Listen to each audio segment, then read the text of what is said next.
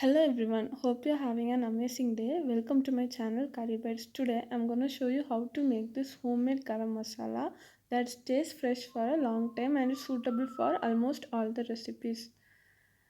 In a pan, add in 20 grams of cinnamon sticks, 20 grams of cloves, 20 grams of green cardamom, and 60 grams of fennel seeds. Now gently dry roast them on the lowest flame setting.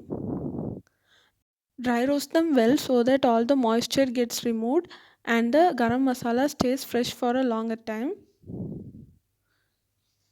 It would take about 5 to 7 minutes, and once you are able to crack the cinnamon sticks with your hands, you know it's done.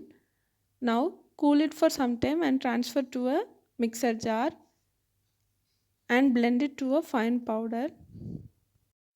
Now transfer this to a airtight container. You can use this for all the recipes that involves garam masala. Do try this and share in your feedbacks.